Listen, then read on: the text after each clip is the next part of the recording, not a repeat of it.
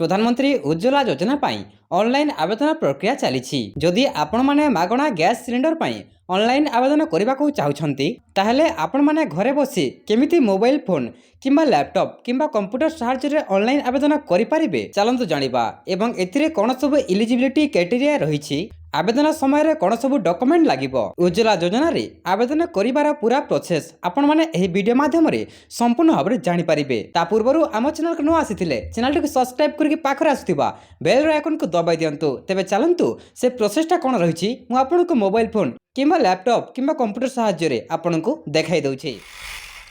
तो फ्रेंड्स आपण माने प्रथमे जे कोनसे गोटे ब्राउजर को आसीबे क्रोम को आसबे मु देखंतु मो लैपटॉप रे करूछि आपण चाहिए एमिति साहाय्य रे मोबाइल रे भी सेम प्रोसेस रहिछि। आपण गूगल को आसबे एठी आपण सर्च करिवे उज्ज्वला योजना देखंतु मु सर्च करूछि उज्ज्वला योजना। आपण जेहेतु उज्ज्वला योजना सर्च करिवे सर्च कला पर देखंतु एमिति ऑप्शनटा खुली जिवो। खुली साला पर प्रथम जो ऑप्शनटा अछि सेठी आपण क्लिक कर देबे।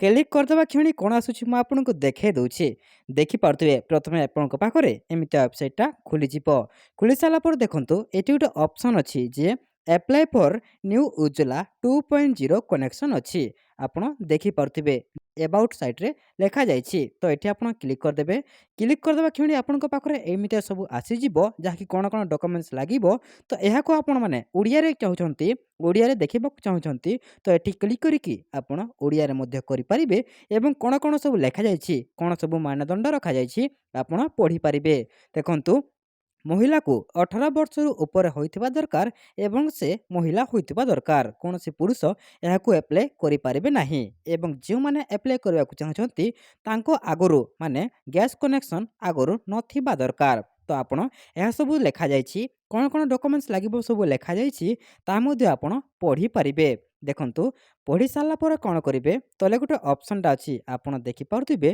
देखंतु तलक टिके स्क्रॉल करेंगे मुझे आपको देखाई दूसरी तलक जमी आप स्क्रॉल करेंगे देखो ये गोटे ऑप्शन अच्छी ऑनलाइन पोर्टाल बोली ऑप्शन अच्छी एठी आपण क्लिक करदे। देखंतु एठी जेमिति आपण क्लिक करछंती आपणक पाखरे तीनटा एजेंसी आसीबो इंडियन गैस भारत गैस एवं तले अच्छी एचपी गैस। आपणकर आख पाखरे जो एचपी गैस बा भारत गैस बा इंडियन गैस अच्छी ताको आपण सिलेक्ट करदे। देखंतु आपणक पाखरे एमिते सब इंटरफेसटा आसीजिबो जो ऑप्शनटा अच्छी क्लिक हेयर टू अप्लाई अच्छी से क्लिक हेयर टू अप्लाई रे आपण क्लिक करदे। आम आख पाखरे एचपी गैस पाखरे अच्छी तो से मु क्लिक हेयर टू अप्लाई रे क्लिक करदेली। क्लिक करदेवा क्षणी आपण पाखरे एमती ऑप्शन आसीजिबो। देखंतु एठी गोटे ऑप्शन अच्छी कनेक्शन टाइप अच्छी गोटे देखंतु रेगुलर कनेक्शन रजिस्ट्रेशन अच्छी ता साइड रे उज्ज्वला बेनिफिशियरी कनेक्शन अच्छी जेहेतु आम उज्ज्वला एप्लाई करुचे तो उज्ज्वला आम क्लिक करदेबा। उज्ज्वला जमी आप क्लिक करते तले गोटे ऑप्शन अच्छी देखंतु आई एक्सेप्ट एबव डिक्लेरेशन एठी आम टिक मार्क करवा टिक मार्क कलापर तलक टिके पुणी स्क्रॉल करवा एठी देखंतु डिस्ट्रीब्यूटर सर्च अच्छी डिस्ट्रीब्यूटर नेम सर्च अच्छी जदि आप डिस्ट्रीब्यूटर नेम जानते तो आपड़ से डिस्ट्रीब्यूटर नेम देकी आपड़ सर्च करेंगे तांको एड्रेसटा को जेहेतु आम डिस्ट्रीब्यूटर नेम बा एड्रेस जानी ना से आम कौन करवा लोकेशन वाइज रे क्लिक करदे। लोकेशन वाइज देखंतु जेमती मु क्लिक करदेबी कौन आसूची मु आपनको देखे दूची। तो आपण माने देखि पड़थिबे लोकेशन वाइज रे जेमती आपण क्लिक करछंती कौन सिलेक्ट करबा को कहूची तांकर स्टेट ओडिशा आपणकर डिस्ट्रिक्ट सेमिति सिलेक्ट करदेबे। आपणकर स्टेट सिलेक्ट करदेबे ओडिशा तांकर जेमिति सिलेक्ट जो डिस्ट्रिक्ट रही डिस्ट्रिक्टा सिलेक्ट करदेबे। आमर जेहेतु बलांगीर आम बलांगीर सिलेक्ट करदेबा तांकर डिस्ट्रीब्यूटर जहाँ थी आमर बलांगीर डिस्ट्रिक्ट सबू आसीजिब देखिपे सबू आसीजिब। देखंतु एमती सब आसीजिब तापर आपण कौन करेंगे गोटी गोटी कर सब चेक करदेबे जे आपणक आखपाखरे कौ एजेंसी अच्छी आपण आखपाख जो गाँ बा सहर अच्छी से एजेंसी कोटा आपण गोटे गोटे कर सिलेक्ट करके देखीदेवे। तो मु कौन करुँची आमर मु ऑलरेडी देखी सारी तो सेमती मु आमर एजेंसीटा को जाइकी सिलेक्ट करदेबी। देखंतु आमर एजेंसीटा होची एटा माने ए जो कस्टमर आम करुचे तार एजेंसीटा यही पाखरे अच्छी। तो आसी सारा पर देखिपे डिस्ट्रीब्यूटर जो आम सिलेक्ट करते एड्रेसटा अच्छी एवं तले कॉन्टैक्ट नंबर अच्छी आपड़ चाहिए से कॉन्टैक्ट नंबर रे कॉल मध्य करें एवं तले आम जेहेतु ऑनलाइन रे आवेदन करुचे तले जो नेक्स्ट ऑप्शन अच्छी सेठी आम क्लिक करदे। देखिपे नेक्स्ट ऑप्शन जमी आम क्लिक करदे कौन आसूची देखंतु ଏଠି ଗୋଟେ ଅପସନ୍ ଅଛି ଦେଖନ୍ତୁ କ'ଣ ଅଛି ପ୍ରଧାନମନ୍ତ୍ରୀ ଉଜ୍ଜ୍ୱଲା ଯୋଜନା କେୱାଇସି ଆପ୍ଲିକେସନ୍ ତା ତଳେ ଗୋଟେ ଅପସନ୍ ଅଛି all field mark with star are mandatory ମାନେ ଯେଉଁ ଷ୍ଟାର ମାର୍କ ଯେଉଁ ସବୁ ଲେଖାଯାଇଛି ଏସବୁ ଦେଖନ୍ତୁ ଏଇଟା ଗୋଟେ ରହିଲା ତା ତଳେ ଏଇଟା ଗୋଟେ ଅଛି ଏବଂ ଏସବୁ ଅଛି ଏ ଷ୍ଟାର ମାର୍କ ମାନେ ଷ୍ଟାର ମାର୍କ ଯେଉଁ ଅପସନ୍ ଥାଏ ତାକୁ ସବୁ ଫିଲ୍ଅପ୍ କରିବାକୁ ପଡ଼ିଥାଏ ତ ଆଧାର ନମ୍ବର ପ୍ରଥମେ ଯେଉଁ ଅପସନ୍ ଅଛି ଆଧାର ନମ୍ବର ପାଇଁ ସେ ଆଧାର ନମ୍ବର ଆମେ କଷ୍ଟମର ବା ନିଜର ଦେଇଦେବା ଦେଖନ୍ତୁ ମୁଁ ଆଧାର ନମ୍ବର ଫିଲ୍ କରିକି ଆପଣଙ୍କୁ ଦେଖେଇଦେଲି ଦେଖନ୍ତୁ ଫିଲ୍ କରିସାରିଲା ପରେ ଦେଖନ୍ତୁ ତଳେ ଗୋଟେ ଅପସନ୍ ଅଛି ୟୋର ଡିଟେଲ୍ସ ମାନେ ଆପଣଙ୍କ ନାମ ଯେଉଁ କଷ୍ଟମର ଆପଣ ଯାହା ଦେବାକୁ ଚାହୁଁଛନ୍ତି କଷ୍ଟମର ଦେଇଦେବେ ଦେଖନ୍ତୁ ମିଷ୍ଟର ଦେଇଦେବେ ମାନେ MRS ଦେଇଦେବେ କାହିଁକି ନା ଏଠି ପୁରୁଷର ଆପ୍ଲାଏ ହୁଏନି ଖାଲି ମହିଳାର ହୁଏ ଦେଇସାରିଲା ପରେ କଷ୍ଟମର ନେମ୍ ଦେଇଦେବେ ଆମେ ନେମ୍ ଦେଇଦେଉଛି ଏବଂ ଦେଇକି ସାରିଲା ପରେ ଏବଂ ନେମ୍ ଦେଇକି ଦେଖେଇ ଦେଉଛି ଦେଖନ୍ତୁ ଯଦି ମିଡ଼ିଲ୍ ନେମ୍ କିଛି ଥିବ ମିଡ଼ିଲ୍ ନେମ୍ ଦେଇଦେବେ ତାପରେ ତା ଟାଇଟଲ୍ଟା ଦେଇଦେବେ ଟାଇଟଲ୍ ଦେଇକି ମୁଁ ଆପଣଙ୍କୁ ଦେଖେଇ ଦେଉଛି ଦେଖନ୍ତୁ ଟାଇଟଲ୍ ଦେଇ ସାରିଲା ପରେ ଡେଟ୍ ଅଫ୍ ବାର ଅଛି ମାନେ କଷ୍ଟମର ଡେଟ୍ ଅଫ୍ ବାର ଏଠି ଫିଲ୍ କରିଦେବେ ମୁଁ ସେମିତି ଡେଟ୍ ଅଫ୍ ବାର ଫିଲ୍ କରିକି ଦେଖାଇ ଦେଉଛି ଦେଖନ୍ତୁ ଡେଟ୍ ଅଫ୍ ବାର ଫିଲ୍ କରିଦେଲି ଫିଲ୍ କରିସାରିଲା ପରେ ତଳେ ଗୋଟେ କ'ଣ ଅପସନ୍ ଅଛି ଦେଖନ୍ତୁ ସିଲେକ୍ଟ କାଷ୍ଟ ଅଛି ଆପଣଙ୍କର ଯେଉଁ କାଷ୍ଟ ସେଇଟା ଆପଣ କାଷ୍ଟ ସିଲେକ୍ଟ କରିଦେବେ other OBC SC ST other ମାନେ ଆପଣଙ୍କର ଜେନେରାଲ କାଷ୍ଟଟା ଯେହେତୁ ଆମେ କଷ୍ଟମର OBC ସେ ଆମେ OBCରେ କ୍ଲିକ୍ କରିଦେବା କ୍ଲିକ୍ କରିଦେବା ପରେ ତଳେ ଗୋଟେ ଅପସନ୍ ପୁଣି ଅଛି ଦେଖନ୍ତୁ ସ୍କ୍ରୋଲ୍ କରିବେ ଟିକେ ତଳକୁ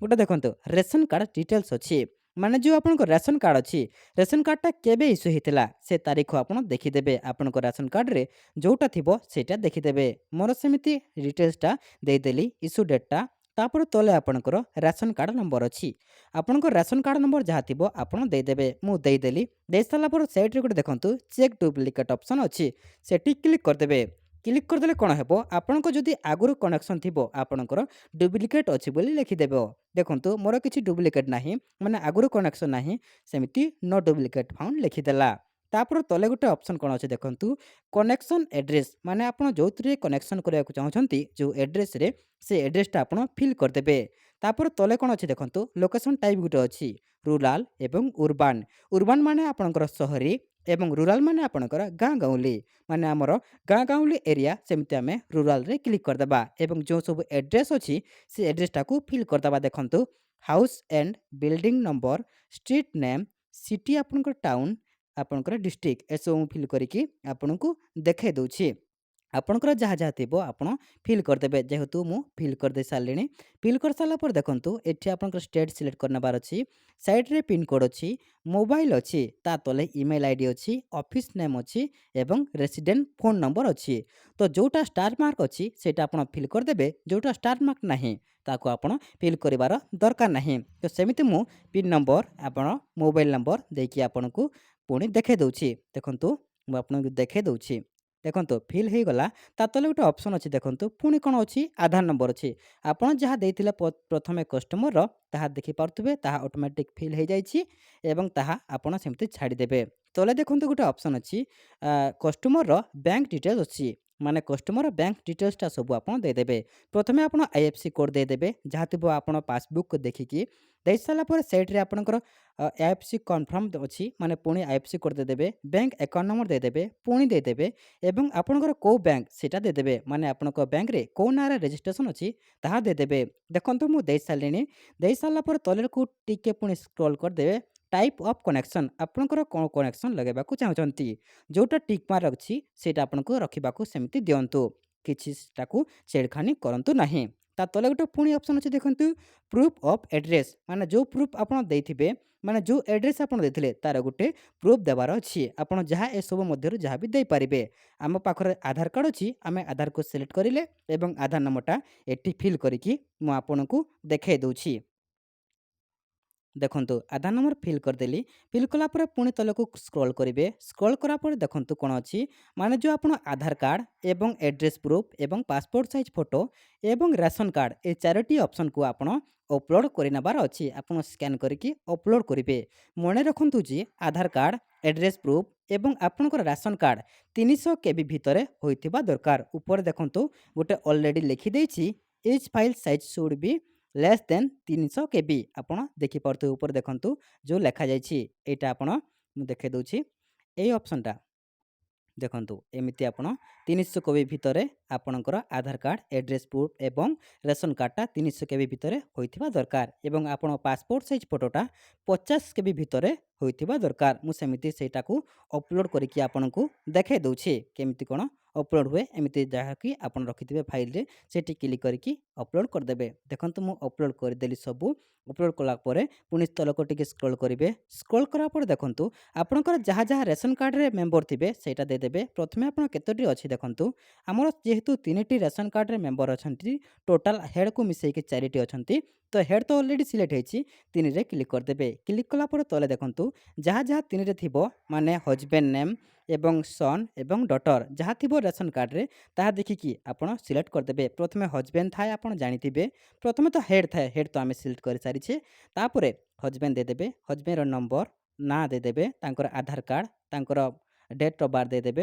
ଦେଇସାରିଲା ପରେ ତଳେ ଏଡ୍ ମେମ୍ବର ଯେଉଁ ଅପସନ୍ ଅଛି ସେଠି କ୍ଲିକ୍ କରିକି ଆଉ 2ଟି ଅପସନ୍ ଯାହାର ଆମର ଥିବ ମାନେ ଟୋଟାଲ୍ ମୁଁ 3ଟି ସିଲେକ୍ଟ କରିଛି, ଆଉ 3ଟି ମୁଁ ସେମିତି ଏଡ୍ ମେମ୍ବର କରିକି ଆପଣଙ୍କୁ ଦେଖାଇ ଦେଉଛି। ଯେଉଁ ଏଡ୍ ମେମ୍ବର ତଳେ ଅପସନ୍ ଅଛି ସେଠି କ୍ଲିକ୍ କରିକି ଦେଖାଇ ଦେଉଛି। ତ ଦେଖିପାରୁଥିବେ ଏଡ୍ ମେମ୍ବର ମୁଁ ଯେମିତି କ୍ଲିକ୍ କରିଦେବି ଆମର ଟୋଟାଲ୍ ମୁଁ ଫିଲ୍ କରିକି ଆପଣଙ୍କୁ ଦେଖାଇ ଦେଉଛି। ଦେଖନ୍ତୁ ଆମର ଫିଲ୍ ହେଇଗଲା ସବୁ ମେମ୍ବର। ତାପରେ କ'ଣ କରିବେ ତଳକୁ ଟିକେ ସ୍କ୍ରୋଲ୍ କରିବେ। ଦେଖନ୍ତୁ ଆମର ସବୁ ଫିଲ୍ ହୋଇଗଲା। ତାପରେ ଦେଖନ୍ତୁ ଆଇ ଆକ୍ସେପ୍ଟ ଏଭବ୍ ଡିକ୍ଲାରେସନ୍‌ରେ ଆପଣ କ୍ଲିକ୍ କରିଦେବେ। କ୍ଲିକ୍ କରିଦେବା କ୍ଷଣି ତଳେ ଗୋଟେ ସବମିଟ୍ ଅପସନ୍ ଅଛି ସେଠି ଆପଣ କ୍ଲିକ୍ କରିଦେବେ। ଯେମିତି ସେ ସବମିଟ୍ ଅପସନ୍‌ରେ ଆପଣ କ୍ଲିକ୍ କରିଦେବେ କ'ଣ ହେବ ଆପଣଙ୍କ ପାଖରେ ଗୋଟେ ରେଫରେନ୍ସ ନମ୍ବରଟା ଜେନେରେଟ୍ ହେଇଯିବ। ତ ଏବେ କ'ଣ କରିବେ ଯଦି ସେ ଗ୍ୟାସ୍ କନେକ୍ସନ୍ ଆପଣ ଶୀଘ୍ର ଚାହୁଁଛନ୍ତି ତ କ'ଣ କରିବେ ସେ ରେଫରେନ୍ସ ନମ୍ବର ଗୋଟେ ପ୍ରିଣ୍ଟ କପି ଏବଂ ଯେଉଁ ଆଧାର କାର୍ଡ଼ ଆପଣ ସବୁ ଦେଲେ ସେଇଟାକୁ ଜେରକ୍ସ କରିକି ଆପଣ ଯେଉଁ ଡିଷ୍ଟ୍ରିବ୍ୟୁଟର ଯେଉଁ ସିଲେକ୍ଟ କରିଥିଲେ ସେ ଡିଷ୍ଟ୍ରିବ୍ୟୁଟର ପାଖକୁ ଯିବେ ଏବଂ ସେଠି ଆପଣ ଦେଇକି ଶୀଘ୍ର କରିପାରିବେ। ତାପରେ ଆପଣଙ୍କର ଆଉ ଗୋଟେ ଅଫଲାଇନ୍ ମୋଡ଼ ମଧ୍ୟ ଅଛି। ସେଇ ଅଫଲାଇନ୍ ମୋଡ଼ ମାଧ୍ୟମରେ ମଧ୍ୟ ଆପଣ ଡାଇରେକ୍ଟ ଯାଇକି ଡିଷ୍ଟ୍ରିବ୍ୟୁଟର ପାଖକୁ ଯାଇ ଆପଣ ଡାଇରେକ୍ଟ ଆପଣଙ୍କ ପାଖର ଯାହାକି ଡିଷ୍ଟ୍ରିବ୍ୟୁଟର ପାଖକୁ ଯାଇକି ସେ ଏଜେନ୍ସି ପାଖକୁ ଯାଇକି ଆପଣ ଅଫଲାଇନ୍‌ରେ ମଧ୍ୟ ଆବେଦନ କରିପାରିବେ। ଏବେ ଚାଲନ୍ତୁ ଜାଣିବା ଯେ ଆପଣ ଯେଉଁ ଆପ୍ଲାଏ କରିଥିଲେ ଗ୍ୟାସ୍‌ର ଷ୍ଟାଟସ୍ କେତେ ଦୂର କ'ଣ ଗଲା। କ'ଣ କରିବେ ପୁଣି ସେ ଉଜ୍ଜ୍ୱଲା ଯୋଜନା ସର୍ଚ୍ଚ କରିବେ।